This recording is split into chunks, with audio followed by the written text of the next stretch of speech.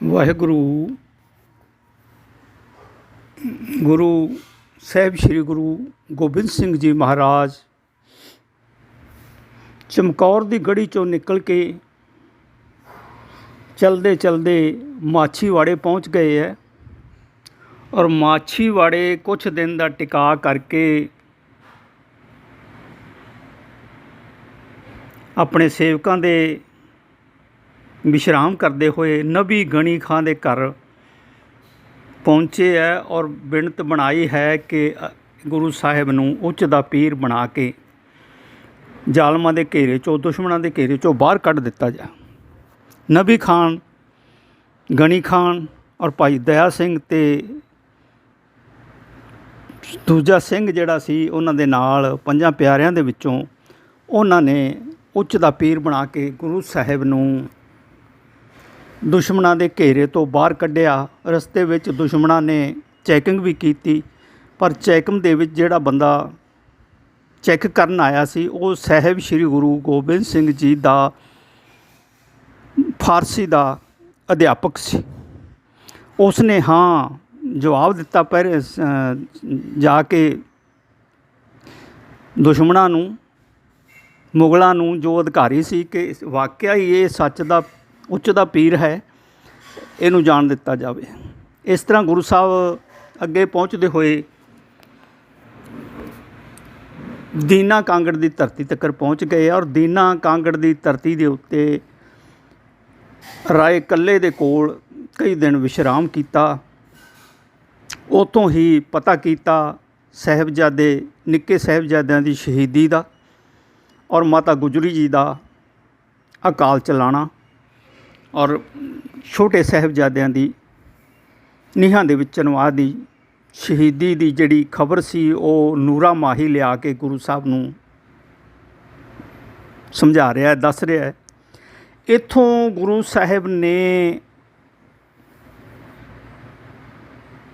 ਔਰੰਗਜ਼ੇਬ ਨੂੰ ਬੜਾ ਦੁਸ਼ਟ ਸਮਝਿਆ ਔਰ ਮਨ ਦੇ ਵਿੱਚ ਇੱਕ ਵਿਚਾਰ ਆਇਆ ਕਿ ਕਿਉਂ ਨਾ ਔਰੰਗਜ਼ੇਬ ਨੂੰ ਤਾੜਨਾ ਕੀਤੀ ਜਾਵੇ। ਔਰ ਦੀਨੇ ਕਾਂਗੜ ਦੀ ਧਰਤੀ ਦੇ ਉੱਤੇ ਔਰੰਗਜ਼ੇਬ ਨੂੰ ਇੱਕ ਪੱਤਰਕਾਰ ਜਿਹਦਾ ਨਾਂ ਜ਼ਫਰਨਾਮਾ ਸੀ ਉਹ ਗੁਰੂ ਸਾਹਿਬ ਨੇ ਲਿਖੀ ਔਰ ਉਹਦੇ ਵਿੱਚ ਬਹੁਤ ਕਠੋਰ ਸ਼ਬਦ ਵਰਤ ਕੇ ਔਰੰਗਜ਼ੇਬ ਨੂੰ ਕਿਹਾ ਕਿ ਤੂੰ ਮੇਰੇ ਦੁੱਧ ਪੀਂਦੇ ਬੱਚੇ ਜਿਹੜੇ ਹੈ ਉਹ ਮਰਵਾ ਦਿੱਤੇ ਹੈ, ਨੀਹਾਂ 'ਚ ਚਿਣਵਾ ਦਿੱਤੇ ਹੈ। ਇਹ ਜਿਹੜਾ ਜਬਰ ਹੈ, ਇਹ ਜਿਹੜਾ ਤੂੰ ਧੱਕਾ ਕਰ ਰਿਹਾ ਹੈ, ਇਹਦਾ ਕਿਤੇ ਹਿਸਾਬ ਦੇਵੇਂਗਾ, ਅੱਗੇ ਜਾ ਕੇ ਤੈਨੂੰ ਹਿਸਾਬ ਦੇਣਾ ਜਾ ਪਵੇਗਾ, ਉੱਥੇ ਫਿਰ ਕੀ ਜਵਾਬ ਦੇਵੇਂਗਾ। ਇਹ ਵਿਚਾਰਾਂ ਜਦੋਂ ਗੁਰੂ ਨੇ ਜ਼ਫਰਨਾਮੇ ਵਿੱਚ ਲਿਖ ਕੇ ਭਾਈ ਦਇਆ ਸਿੰਘ ਨੂੰ ਭੇਜ ਦਿੱਤਾ ਕਿ ਔਰੰਗਾਬਾਦ ਦੇ ਵਿੱਚ ਜਿੱਥੇ ਕਿ ਮਰੱਠਿਆਂ ਨਾਲ ਔਰੰਗਜ਼ੇਬ ਦੀ ਲੜਾਈ ਚੱਲ ਰਹੀ ਸੀ ਉੱਥੇ ਭੇਜ ਦਿੱਤਾ ਔਰ ਔਰੰਗਜ਼ੇਬ ਨੂੰ ਪੱਤਰਕਾ ਦੇਣ ਦਾ ਭਾਈ ਦਇਆ ਸਿੰਘ ਨੂੰ ਆਦੇਸ਼ ਦੇ ਦਿੱਤਾ ਕਿ ਜਾ ਕੇ ਔਰੰਗਜ਼ੇਬ ਨੂੰ ਇਹ ਪੱਤਰਕਾ ਪਹੁੰਚਾ ਦਿਓ। ਉਸ ਤੋਂ ਬਾਅਦ ਸਾਹਿਬ ਸ੍ਰੀ ਗੁਰੂ ਗੋਬਿੰਦ ਸਿੰਘ ਜੀ ਮਹਾਰਾਜ ਚੱਲਦੇ ਹੋਏ ਇਲਾਕੇ ਦੇ ਵਿੱਚ ਵਿਚਰਦੇ ਹੋਏ, ਸਤਸੰਗ ਕਰਦੇ ਹੋਏ ਢਿੱਲਵਾਂ, ਭੁੱਚੋ, ਜੈਤੋ, ਇਸ ਤਰ੍ਹਾਂ ਕੋਟਕਪੂਰੇ ਤੱਕ ਪਹੁੰਚ ਚੁੱਕੇ ਹੈ। ਕੋਟਕਪੂਰੇ ਦੇ ਨਵਾਬ ਨੂੰ ਕਿਹਾ ਕਿ ਭਾਈ ਪਿੱਛੋਂ ਖਬਰ ਆ ਰਹੀ ਸੀ ਕਿ ਬਹੁਤ ਫੌਜ ਜਿਹੜੀ ਹੈ ਉਹ ਗੁਰੂ ਸਾਹਿਬ ਦੀ ਭਾਲ ਕਰ ਰਹੀ ਹੈ ਔਰ ਮਾਰੋ ਮਾਰ ਕਰਦੀ ਹੋਈ ਫੌਜ ਜਿਹੜੀ ਹੈ ਗੁਰੂ ਸਾਹਿਬ ਨੂੰ ਲੱਭ ਰਹੀ ਹੈ। ਕਪੂਰੇ ਨੂੰ ਕਿਹਾ ਭਾਈ ਤੇਰਾ ਕਿਲ੍ਹਾ ਜਿਹੜਾ ਹੈ ਉਹ ਸਾਨੂੰ ਦੇ ਦੇ, ਅਸੀਂ ਇੱਥੇ 2 ਦਿਨ ਆਪਣਾ ਅਟਕਾ ਕਰਕੇ ਔਰ ਆਪਣੀ ਰਕਸ਼ਾ ਕਰ ਸਕੀਏ। ਔਰ ਕਪੂਰੇ ਨੇ ਕਿਹਾ ਕਿ ਸੱਚੇ ਪਾਤਸ਼ਾਹ ਆਪ ਤਾਂ ਅਨੰਦਪੁਰ ਦਾ ਕਿਲ੍ਹਾ ਛੱਡ ਕੇ ਉਜਾੜ ਕੇ ਆ ਗਏ ਹੋ, ਹੁਣ ਮੇਰਾ ਵੀ ਉਜਾੜੋਗੇ? ਮੈਂ ਨਹੀਂ ਦੇ ਸਕਦਾ, ਮੈਨੂੰ ਦੁਸ਼ਮਣ ਮੇਰੇ ਮਾਰ ਦੇਣਗੇ। ਅਤੇ ਗੁਰੂ ਸਾਹਿਬ ਨੇ ਕਿਹਾ ਭਾਈ ਜਿਹੜੇ ਦੁਸ਼ਮਣਾਂ ਤੋਂ ਡਰਦਾ ਹੈ ਨਾ, ਉਹੀ ਦੁਸ਼ਮਣ ਤੈਨੂੰ ਗੋਹੇ ਦਾ ਟੋਕਰਾ ਮੂੰਹ 'ਤੇ ਮਾਰ ਕੇ ਤੈਨੂੰ ਮਾਰ ਕੇ ਤੇਰਾ ਖਾਤਮਾ ਕਰਨਗੇ। ਗੁਰੂ ਸਾਹਿਬ ਨੇ ਫਿਰ ਉਸ ਕਪੂਰੇ ਨੂੰ ਕਿਹਾ ਚੱਲ ਕੋਈ ਗੱਲ ਨਹੀਂ, ਤੂੰ ਕਿਲ੍ਹਾ ਨਹੀਂ ਦਿੰਦਾ, ਸਾਨੂੰ ਕੋਈ ਐਸਾ ਸਥਾਨ ਦੱਸ ਦੇ ਜਿੱਥੇ ਕਿ ਮਤਲਬ ਪਾਣੀ ਹੋਵੇ ਔਰ ਜਿੱਥੇ ਸਾਡੀ ਬਚਾਅ ਹੋ ਸਕੇ। ਔਰ ਉਸ ਨੇ ਫਿਰ ਇਸ਼ਾਰਾ ਦਿੱਤਾ ਕਿ ਭਾਈ ਖਦਰਾਣੇ ਦੀ ਢਾਬ ਵੱਲ ਤੁਸੀਂ ਚਲੇ ਜਾਓ, ਉੱਥੇ ਪਾਣੀ ਵੀ ਹੈ ਔਰ ਉੱਥੇ ਟਿੱਬੇ ਬਹੁਤ ਉੱਚੇ ਹੈ। ਔਰ ਨਾਲ ਗੁਰੂ ਸਾਹਿਬ ਨੇ ਕਿਹਾ ਵੀ ਭਾਈ ਇੱਕ ਸੂਈਆ ਭੇਜੋ ਔਰ ਉਹ ਸੂਈਆ ਮਤਲਬ ਹੈ ਕਪੂਰੇ ਨੇ ਨਾਲ ਭੇਜਿਆ ਔਰ ਸੂਏ ਨੇ ਜਿਹੜਾ ਉਹ ਗੁਰੂ ਸਾਹਿਬ ਨੂੰ ਉਸ ਰਸਤੇ 'ਤੇ ਲਿਜਾ ਕੇ ਖਦਰਾਣੇ ਦੀ ਢਾਬ ਤੱਕਰ ਛੱਡਿਆ।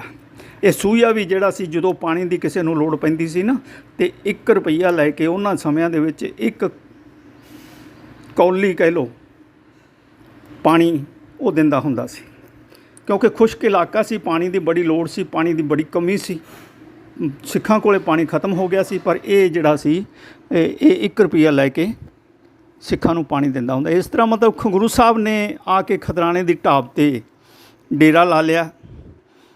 ਫੌਜਾਂ ਆਪੋ ਆਪਣੇ ਠਿਕਾਣਿਆਂ 'ਤੇ ਆਪਣੇ ਆਪਣੇ ਖੇਮਿਆਂ ਦੇ ਵਿੱਚ ਬਿਰਾਜਮਾਨ ਹੋ ਗਈਆਂ ਔਰ ਆਪਣੇ ਮੋਰਚੇ ਸੰਭਾਲ ਲਏ। ਇੱਥੋਂ ਮੁਕਤਸਰ ਦੀ ਲੜਾਈ ਜਿੱਤੀ ਔਰ ਫਿਰ ਜਿੱਤ ਕੇ ਗੁਰੂ ਸਾਹਿਬ ਆਪਣੇ 40 ਸੂਰਬੀਰ ਯੋਧਿਆਂ ਨੂੰ ਵਰ ਦਿੰਦੇ ਹੋਏ ਬਖਸ਼ਾਂ ਦੇ ਰਹੇ ਆ। ਔਰ ਉਸ ਤੋਂ ਬਾਅਦ ਗੁਰੂ ਸਾਹਿਬ ਨੇ ਮੁਕਤਸਰ ਤੋਂ ਚਾਲੇ ਪਾਏ ਆ ਔਰ ਗੁਰੂ ਸਾਹਿਬ ਦਮਦਮਾ ਸਾਹਿਬ ਦੀ ਧਰਤੀ 'ਤੇ ਆ ਗਏ ਹੈ। ਔਰ ਗੁਰੂ ਸਾਹਿਬ ਦਮਦਮਾ ਸਾਹਿਬ ਦੀ ਧਰਤੀ ਦੇ ਉੱਤੇ 9 ਮਹੀਨੇ 9 ਦਿਨ ਔਰ 9 ਪਲ ਇਹ ਇਤਿਹਾਸਕਾਰ ਕਹਿੰਦੇ ਆ ਕਿ ਗੁਰੂ ਸਾਹਿਬ ਇਸ ਸਥਾਨ ਦੇ ਉੱਤੇ ਬਿਰਾਜਮਾਨ ਹੋਏ ਔਰ ਇਸ ਸਥਾਨ ਦੇ ਉੱਤੇ ਬਿਰਾਜਮਾਨ ਹੋ ਕੇ ਗੁਰੂ ਸਾਹਿਬ ਨੇ ਸਭ ਤੋਂ ਪਹਿਲਾ ਕਰਮ ਇਹ ਕੀਤਾ ਕਿ ਸਾਹਿਬ ਸ਼੍ਰੀ ਗੁਰੂ ਗ੍ਰੰਥ ਸਾਹਿਬ ਦੀ ਬਾਣੀ ਜੋ ਹੈ ਨਾ, ਸਾਹਿਬ 9ਵੇਂ ਪਾਤਸ਼ਾਹ ਸਾਹਿਬ ਸ਼੍ਰੀ ਗੁਰੂ ਤੇਗ ਬਹਾਦਰ ਜੀ ਦੀ ਬਾਣੀ ਸੀ, ਉਸ ਨੂੰ ਸਾਹਿਬ ਸ਼੍ਰੀ ਗੁਰੂ ਗ੍ਰੰਥ ਸਾਹਿਬ ਜੀ ਦੀ ਬੀੜ ਦੇ ਵਿੱਚ ਦਰਜ ਕੀਤਾ ਔਰ ਇਸ ਬੀੜ ਨੂੰ ਤਿਆਰ ਕਰਕੇ ਦਮਦਮੀ ਬੀੜ ਇਸ ਦਾ ਨਾਮ ਰੱਖਿਆ। ਔਰ ਦਮਦਮੀ ਬੀੜ ਕਿਉਂਕਿ ਇਹ ਦਮਦਮਾ ਸਾਹਿਬ ਦੇ ਵਿੱਚ ਤਿਆਰ ਹੋਈ ਸੀ, ਇਸ ਕਰਕੇ ਇਸ ਨੂੰ ਦਮਦਮੀ ਬੀੜ ਕਿਹਾ ਜਾਂਦਾ ਸੀ। ਤੋ ਸਾਧ ਸੰਗਤ ਜੀ, ਇਸ ਤਰ੍ਹਾਂ ਨਾਲ ਗੁਰੂ ਸਾਹਿਬ ਨੇ ਹੋਰ ਵੀ ਇਸ ਸਥਾਨ ਦੇ ਉੱਤੇ ਬਹੁਤ ਕਾਰੇ ਕੀਤੇ, ਕਰਮ ਕੀਤੇ। ਭਾਈ ਡੱਲੇ ਨੂੰ ਮਿਲਿਆ, ਭਾਈ ਡੱਲਾ ਗੁਰੂ ਸਾਹਿਬ ਦੀ ਬੜੀ ਸੇਵਾ ਕੀਤੀ ਔਰ ਬਹੁਤ ਸੇਵਾ ਕੀਤੀ। ਬੜੇ ਕਹਾਣੀਆਂ ਵਿੱਚ ਡੱਲੇ ਦੀਆਂ, ਡੱਲਾ ਕਹਿੰਦਾ ਸੀ ਸੱਚੇ ਪਾਤਸ਼ਾਹ ਤੁਸੀਂ ਮੈਨੂੰ ਦੱਸ ਦੇ ਅਤੇ ਮੈਂ ਆਪਣੇ ਬੰਦੇ ਭੇਜ ਕੇ ਅਤੇ ਦੁਸ਼ਮਣਾਂ ਦੇ ਮੂੰਹ ਖੱਟੇ ਕਰ ਦਿੰਦਾ। ਪਰ ਗੁਰੂ ਸਾਹਿਬ ਕਹਿੰਦੇ ਨਹੀਂ ਭਾਈ, ਇਹ ਜਿਹੜੇ ਗੁਰਸਿੱਖ ਹੈ, ਇਹ ਖਾਲਸਾ ਵੀ ਜਿਹੜਾ ਇੱਕ ਜ਼ਹਿਰੀ ਨਾਗ ਹੈ, ਇਹਨੂੰ ਤੂੰ ਨਹੀਂ ਜਾਣਦਾ। ਇੱਕ ਦਿਨ ਕੀ ਹੋਇਆ ਕਿ ਇੱਕ ਬੰਦੂਕ ਲੈ ਕੇ ਕੋਈ ਗੁਰੂ ਦਾ ਸਿੱਖ ਆਇਆ ਔਰ ਉਸ ਨੇ ਕਿਹਾ ਸੱਚੇ ਪਾਤਸ਼ਾਹ ਇਹ ਮੈਂ ਬੰਦੂਕ ਬਣਾਈ ਹੈ, ਤੁਸੀਂ ਇਸ ਨੂੰ ਚੈੱਕ ਕਰ ਲਓ, ਇਹਦਾ ਨਿਸ਼ਾਨਾ ਕਿਹੋ ਜਿਹਾ ਹੈ। ਗੁਰੂ ਸਾਹਿਬ ਨੇ ਬੰਦੂਕ ਚੈੱਕ ਕਰਨ ਵਾਸਤੇ ਖੇਮੇ 'ਚੋਂ ਕਿਸੇ ਨੂੰ ਕਿਹਾ, ਆਵਾਜ਼ ਦਿੱਤੀ, ਭਾਈ ਕੋਈ ਹੈ ਡੱਲਿਆ, ਕੋਈ ਹੈ ਬੰਦਾ ਤੇਰਾ ਜਿਹੜਾ ਇਸ ਬੰਦੂਕ ਦੀ ਪਰਖ ਦੇ ਸਾਹਮਣੇ ਖੜਾ ਹੋ ਕੇ ਬੰਦੂਕ ਅਸੀਂ ਚੈੱਕ ਕਰਨੀ ਹੈ, ਆਪਣੀ ਸੇਵਾ ਦੇ ਦੇਵੇ। ਹੁਣ ਸਾਰੇ ਡੱਲੇ ਦੇ ਜਿਹੜੇ ਨੌਕਰ ਸੀ ਨਾ, ਸਾਰੇ ਹੀ ਮੂੰਹ ਲੁਕੋ ਕੇ ਅਤੇ ਆਸੇ-ਪਾਸੇ ਭੱਜ ਕੇ, ਕੋਈ ਨਹੀਂ ਅੱਗੇ ਹੋਇਆ। ਫਿਰ ਡੱਲੇ ਨੂੰ ਕਹਿਣ ਲੱਗੇ, ਡੱਲਿਆ ਹੁਣ ਦੇਖ, ਤੂੰ ਤੇਰੇ ਬੰਦਿਆਂ ਦਾ ਤਾਂ ਕਾਰਾ ਦੇਖ ਲਿਆ ਹੈ, ਹੁਣ ਤੂੰ ਮੇਰੇ ਗੁਰਸਿੱਖਾਂ ਦਾ ਕਾਰਾ ਦੇਖ। ਕਿਸੇ ਇੱਕ ਗੁਰਸਿੱਖ ਨੂੰ ਕਿਹਾ, ਭਾਈ ਜਾ ਕੇ ਖੇਮੇ ਦੇ ਵਿੱਚ ਜਿਹੜਾ ਹੈ ਨਾ, ਆਵਾਜ਼ ਦਿਓ ਭਾਈ ਗੁਰੂ ਸਾਹਿਬ ਨੇ ਇੱਕ ਬੰਦੂਕ ਚੈੱਕ ਕਰਨੀ ਹੈ ਔਰ ਜਿਹੜਾ ਅੱਗੇ ਸਾਹਮਣੇ ਖੜੇ ਹੋ ਕੇ ਆਪਣੀ ਛਾਤੀ ਦਾ ਨਿਸ਼ਾਨਾ ਲਵਾ ਲਵੇ ਉਹ ਹਾਜ਼ਰ ਹੋ ਜਾਵੇ।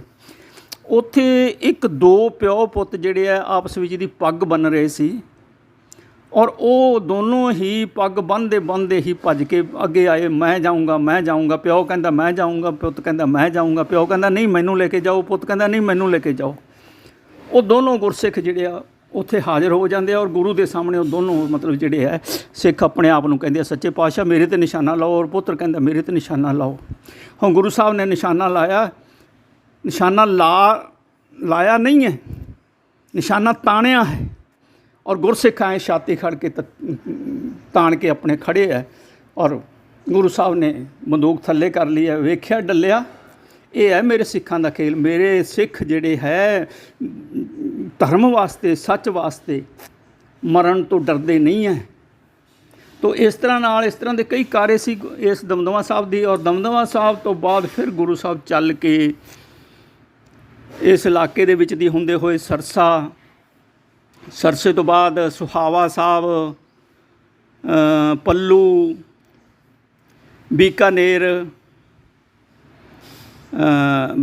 ਤੋਂ ਬਾਅਦ ਪੁਸ਼ਕਰ, ਫਿਰ ਅਜਮੇਰ, ਫਿਰ ਕੁਲੈਤ ਤੋਂ ਹੁੰਦੇ ਹੋਏ ਅੱਗੇ ਜੋਧਪੁਰ ਅਤੇ ਮਤਲਬ ਇਸ ਤੋਂ ਵੀ ਅੱਗੇ ਜਾ ਕੇ ਜਿਹੜੇ ਹੈ ਨਾ ਗੁਰੂ ਸਾਹਿਬ ਬਗੌਰ ਸਾਹਿਬ ਇੱਕ ਸਥਾਨ ਹੈ, ਉੱਥੇ ਜਾ ਕੇ ਠਿਕਾਣਾ ਕਰ ਲਿਆ ਹੈ।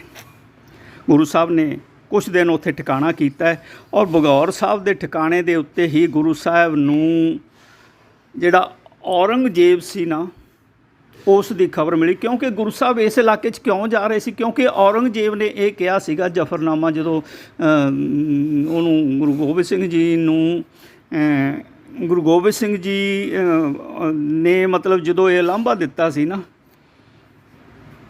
ਅਤੇ ਜਦੋਂ ਔਰੰਗਜ਼ੇਬ ਨੂੰ ਪਤਾ ਲੱਗਿਆ ਕਿ ਗੁਰੂ ਗੋਬਿੰਦ ਸਿੰਘ ਜੀ ਦੇ 4 ਸਾਹਿਬਜ਼ਾਦੇ ਜਿਹੜੇ ਹੈ ਉਹ ਨਜਾਇਜ਼ ਹੀ ਧੱਕੇ ਨਾਲ ਸ਼ਹੀਦ ਕਰ ਦਿੱਤੇ ਗਏ ਹੈ, ਇਸ ਤਰ੍ਹਾਂ ਦੇ ਨਾਲ ਉਸ ਨੇ ਇਹ ਵਜ਼ੀਰ ਮੁਹੰਮਦ ਖਾਨ ਨੂੰ ਔਰ ਹੋਰ ਦਿੱਲੀ ਦੇ ਹਾਕਮਾਂ ਨੂੰ ਔਰ ਹੋਰ ਜਿੰਨੇ ਵੀ ਲਾਹੌਰ ਦੇ ਹਾਕਮ ਸੀ, ਜਿੰਨੇ ਵੀ ਨਵਾਬ ਸੀਗੇ, ਉਹਨਾਂ ਨੂੰ ਸਾਰਿਆਂ ਨੂੰ ਚਿੱਠੀ ਲਿਖੀ ਕਿ ਗੁਰੂ ਗੋਬਿੰਦ ਸਿੰਘ ਜੀ ਨੂੰ ਕੁਝ ਵੀ ਨਾ ਕਿਹਾ ਜਾਵੇ, ਕੋਈ ਵੀ ਗੁਰੂ ਗੋਬਿੰਦ ਸਿੰਘ ਜੀ 'ਤੇ ਹਮਲਾ ਨਹੀਂ ਕਰੇਗਾ, ਔਰ ਗੁਰੂ ਗੋਬਿੰਦ ਸਿੰਘ ਜੀ ਜਿੱਥੇ ਵੀ ਆਉਣਾ ਜਾਣਾ ਚਾਹਣ ਉਹ ਜਾ ਸਕਦੇ ਆ। ਇਸ ਕਰਕੇ ਗੁਰੂ ਗੋਬਿੰਦ ਸਿੰਘ ਜੀ ਨੇ ਗੁਰੂ ਗੋਬਿੰਦ ਸਿੰਘ ਜੀ ਨੂੰ ਔਰੰਗਜ਼ੇਬ ਨੇ ਬੇਨਤੀ ਕੀਤੀ ਕਿ ਸੱਚੇ ਪਾਤਸ਼ਾਹ ਤੁਸੀਂ ਮੇਰੇ ਕੋਲ ਆਓ ਔਰ ਮੈਨੂੰ ਮਿਲੋ, ਇੱਕ ਵਾਰੀ ਆ ਕੇ ਮੈਂ ਮਿਲਣਾ ਚਾਹੁੰਦਾ। ਉਹ ਤੋਂ ਇਸ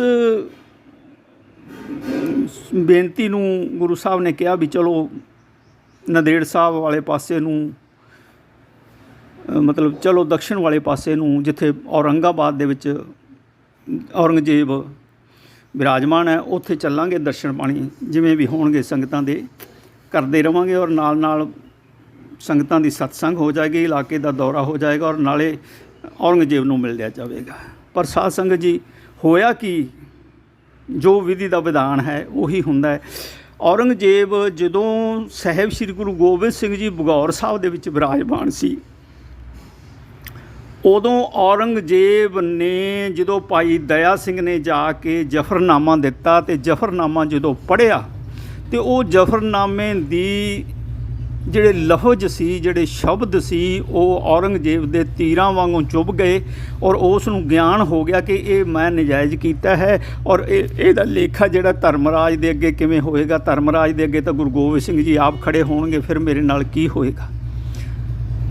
ਤੋ ਉੱਥੋਂ ਇਹ ਮਨ ਘਬਰਾ ਗਿਆ ਅਤੇ ਐਸਾ ਦਿਲ ਦਾ ਦੌਰਾ ਪਿਆ ਕਿ ਜ਼ਫਰਨਾਮਾ ਪੜ੍ਹਦਿਆਂ ਸਾਰ ਹੀ ਥੋੜ੍ਹੀ ਦੇਰ ਬਾਅਦ ਇਹਨੂੰ ਦਿਲ ਦਾ ਦੌਰਾ ਪਿਆ, ਚੱਕਰ ਆਇਆ, ਘਬਰਾਹਟ ਹੋਈ, ਔਰ ਹਾਏ ਤੌਬਾ ਕਰਕੇ ਤੇ ਇਹ ਮਰ ਗਿਆ। ਔਰੰਗਜ਼ੇਬ ਦੀ ਖਬਰ ਔਰੰਗਜ਼ੇਬ ਦੀ ਖਬਰ ਜਿਹੜੀ ਸੀ ਬਗੌਰ ਸਾਹਿਬ ਦੇ ਕੋਲ ਗੁਰੂ ਗੋਬਿੰਦ ਸਿੰਘ ਜੀ ਨੂੰ ਪਹੁੰਚੀ, ਔਰ ਗੁਰੂ ਗੋਬਿੰਦ ਸਿੰਘ ਜੀ ਉੱਥੇ ਹੀ ਸੀ ਹਾਲੇ ਜਦੋਂ ਕਿ ਭਾਈ ਦਇਆ ਸਿੰਘ ਜੀ ਜਦੋਂ ਜ਼ਫਰਨਾਮਾ ਦੇ ਕੇ ਵਾਪਸ ਆਏ ਹੈ, ਅਤੇ ਭਾਈ ਦਇਆ ਸਿੰਘ ਨੂੰ ਪਤਾ ਲੱਗਿਆ ਕਿ ਗੁਰੂ ਸਾਹਿਬ ਬਗੌਰ ਸਾਹਿਬ ਦੇ ਵਿੱਚ ਹਾਜ਼ਰ ਹੈ, ਔਰ ਫਿਰ ਉਹ ਭਾਈ ਦਇਆ ਸਿੰਘ ਅਤੇ ਦੂਜੇ ਸਿੰਘ ਜਿਹੜੇ ਸੀ ਉਹ ਬਗੌਰ ਸਾਹਿਬ ਹਾਜ਼ਰ ਹੋ ਗਏ। ਗੁਰੂ ਸਾਹਿਬ ਦੇ ਚਰਨਾਂ 'ਚ ਨਤਮਸਤਕ ਹੋ ਕੇ ਨਮਸਕਾਰ ਕੀਤੀ, ਫਤਿਹ ਬੁਲਾਈ, ਔਰ ਜਿਹੜਾ ਸੀ ਜ਼ਫਰਨਾਮਾ ਦੇਣ ਦੀ ਜਿਹੜੀ ਸੀ ਸੂਚਨਾ ਉਹ ਗੁਰੂ ਗੋਬਿੰਦ ਸਿੰਘ ਜੀ ਨੂੰ ਦਿੱਤੀ ਕਿ ਸੱਚੇ ਪਾਤਸ਼ਾਹ ਸੀ ਔਰੰਗਜ਼ੇਬ ਨੂੰ ਜ਼ਫਰਨਾਮਾ ਦੇ ਦਿੱਤਾ ਸੀ, ਔਰ ਉਸ ਤੋਂ ਪਹਿਲਾਂ ਹੀ ਇਹ ਖਬਰ ਮ੍ਰਿਤੂ ਦੀ ਉਹਨਾਂ ਦੇ ਪਹੁੰਚਣ ਤੋਂ ਪਹਿਲਾਂ ਹੀ ਬਗੌਰ ਸਾਹਿਬ ਪਹੁੰਚ ਚੁੱਕੀ ਸੀ। ਤੋ ਇਸ ਤਰ੍ਹਾਂ ਦੇ ਨਾਲ ਸਾਹਿਬ ਸ੍ਰੀ ਗੁਰੂ ਗੋਬਿੰਦ ਸਿੰਘ ਜੀ ਨੂੰ ਬਗੌਰ ਸਾਹਿਬ ਦੇ ਵਿੱਚ ਰਹਿੰਦਿਆਂ ਹੋਇਆਂ ਹੀ ਭਾਈ ਨੰਦ ਲਾਲ, ਫਿਰ ਕਿਉਂਕਿ ਔਰੰਗਜ਼ੇਬ ਦੇ ਮਰਨ ਤੋਂ ਬਾਅਦ ਇਹਨਾਂ ਦੇ 3 ਪੁੱਤਰਾਂ ਦੇ ਵਿੱਚ, ਤਿੰਨੇ ਭਰਾਵਾਂ ਦੇ ਵਿੱਚ ਆਪਸ ਵਿੱਚ ਦੀ ਲੜਾਈ ਪੈ ਗਈ ਸੀ। ਇੱਕ ਲਾਹੌਰ ਦਾ ਹਾਕਮ ਸੀ, ਇੱਕ ਦਕਸ਼ਣ ਦੇ ਵਿੱਚ ਸੀ, ਔਰ ਇੱਕ ਇਹ ਜਿਹੜਾ ਸੀਗਾ ਹੋਰ ਇਸ ਪਾਸੇ ਸੀ। ਤੋ ਇਹ ਆਲਮ ਤਾਰਾ ਆਪਣੀ ਫੌਜ ਨੂੰ ਲੈ ਕੇ ਦਿੱਲੀ ਦੇ ਤਖਤ 'ਤੇ ਕਬਜ਼ਾ ਕਰਨ ਵਾਸਤੇ ਆਪਣੀਆਂ ਫੌਜਾਂ ਦੀ ਚੜ੍ਹਾਈ ਕਰਦਾ ਹੋਇਆ ਮਾਰੋ ਮਾਰ ਹਮਲਾ ਕਰ ਰਿਹਾ ਸੀ, ਔਰ ਅੱਗੇ ਵਧ ਰਿਹਾ ਸੀ ਦਿੱਲੀ ਵੱਲ ਨੂੰ।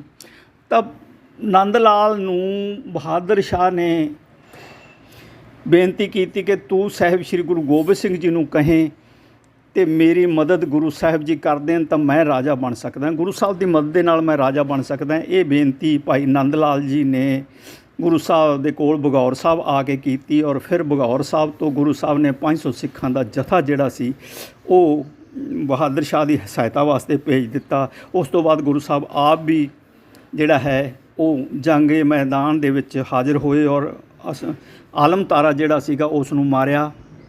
ਇਸ ਤਰ੍ਹਾਂ ਦਿੱਲੀ ਦਾ ਰਾਜ ਜਿਹੜਾ ਬਹਾਦਰ ਸ਼ਾਹ ਨੂੰ ਦਵਾ ਕੇ ਗੁਰੂ ਸਾਹਿਬ ਨੇ ਬਹਾਦਰ ਸ਼ਾਹ ਨੂੰ ਰਾਜਾ ਬਣਾ ਦਿੱਤਾ ਸੀ। ਇਹ ਸਾਰਾ ਖੇਲ ਜਿਹੜਾ ਬਗੌਰ ਦੀ ਧਰਤੀ ਤੋਂ ਹੀ ਹੋਇਆ। ਤੋ ਬਗੌਰ ਦੀ ਧਰਤੀ 'ਤੇ ਜੋ ਆਸਣ ਜਿੰਨੇ ਦਿਨ ਮਹਾਰਾਜ ਗੁਰੂ ਸਾਹਿਬ ਰਹੇ, ਉੱਥੇ ਬਹੁਤ ਹੀ ਅਜੀਬ ਵਾਤਾਵਰਨ ਜਿਹੜਾ ਸੀ ਇਸ ਤਰ੍ਹਾਂ ਦਾ ਸੀ ਕਿ ਉੱਥੇ ਪਰਮਾਤਮਾ ਦੀ ਕਿਰਪਾ ਨਾਲ ਗੁਰੂ ਸਾਹਿਬ ਜਿਹੜੇ ਹੈ ਕਾਫੀ ਚਿਰ ਬਿਰਾਜਮਾਨ ਰਹੇ ਔਰ ਉਸ ਵਾਤਾਵਰਨ ਦੇ ਵਿੱਚ ਗੁਰੂ ਸਾਹਿਬ ਆਪਣਾ ਜੀਵਨ ਉਹਨਾਂ ਨੇ ਹੰਢਾਇਆ। ਉਸ ਇਲਾਕੇ ਦੇ ਵਿੱਚ ਬਹੁਤ ਸੰਗਤਾਂ ਨੇ ਸੇਵਾ ਵੀ ਕੀਤੀ ਔਰ ਬਹੁਤ ਸੰਗਤਾਂ ਨੂੰ ਸਤਨਾਮ ਦਾ ਬਖਸ਼ਿਸ਼ ਵੀ ਹੋਈ, ਸਤਸੰਗਤ ਵੀ ਹੋਈ। ਤੋ ਇਸ ਤਰ੍ਹਾਂ ਦੇ ਨਾਲ ਗੁਰੂ ਸਾਹਿਬ ਬਹੌਰ ਸਾਹਿਬ ਦੇ ਵਿੱਚ ਹਾਜ਼ਰ ਹੋਏ ਔਰ ਠਿਕਾਣਾ ਕੀਤਾ। ਤੋ ਸਾਧ ਸੰਗਤ ਜੀ, ਭੁੱਲਾਂ ਚੁੱਕਾਂ ਲਈ ਮਾफ़ੀ, क्षमा याचना करना। इतिहास 'चों कोई त्रुटि हो सकती है, दास क्षमा का जाचक है।